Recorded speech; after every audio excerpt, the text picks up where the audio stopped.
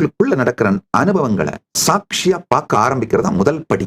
அப்போதான் இந்த time illusion create பண்ற சஃபரிங் தெளிய வச்சு அடிக்கிறான்னு சொல்றாங்க பாத்தீங்களா, அது மாதிரி வாழ்க்கை உங்களை தெளிய வச்சு அடிச்சிட்டு இருக்கிறது உங்களுக்கு புரியும். பொதுவாக அந்த ஆதீனங்களுக்கு, நம்மளுடைய கைலாசங்கள், உலகம் முழுக்க இருக்கிற கைலாசங்களுக்கு புதுசா வர்ற சன்னியாசிகள், பிரம்மச்சாரிகள், அவங்களுடைய பிஹேவியர்ஸ், இல்ல புதுசா வர ஆதீனவாசிகள் பிஹேவியர்ஸ் பார்த்திருக்கேன். வந்த உடனே பாத்தீங்கன்னா சில பேர் அவங்களுடைய நல்ல நடுத்தர இல்ல உயர் நடுத்தர அப்பர் மிடில் கிளாஸ் ஃபேமிலில இருந்தே வந்தா கூட வீடுகள்ல அவங்க கேட்கற மாதிரி விதமா மல்டிபிள் ஃபுட் எல்லாம் தினந்தோறும் சமைச்சு வச்சிருக்க மாட்டாங்க, தினந்தோறும் அவைலபிளா இருக்காது.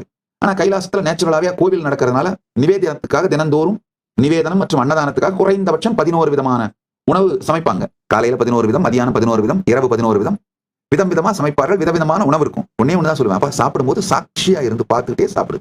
டிவைஸ் பார்க்காத, வேற அட்டென்ஷனை டைவர்ட் பண்ணாத, வேற யார்ட்டையும் பேசாத, அமைதியா உட்காந்துக்கோ. என்ன வேணுமோ எல்லாத்தையும் எடுத்து வச்சுக்கோங்க, நிறைய குவான்டிட்டி எடுத்து வச்சுக்கோங்க.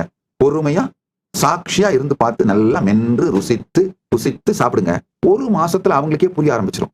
இல்லப்பா, அத்தனை இருந்தாலும், பக்தர்கள் கொண்டு வந்து கொடுத்தாலும், சமைத்தாலும், இதெல்லாம் எல்லோருக்கும் கொடுப்பதற்கு தான் தவிர நாமளே சாப்பிட்டுட்டு இருந்தோம்னா நம்முடைய உடம்பு மனசு மந்தமான ஒரு நிலைக்கு போய் சாப்பிட்றதை தவிர வேற எதையுமே ஆக்டிவா செய்ய மாட்டேங்குதுன்னு புரிஞ்சிடும்.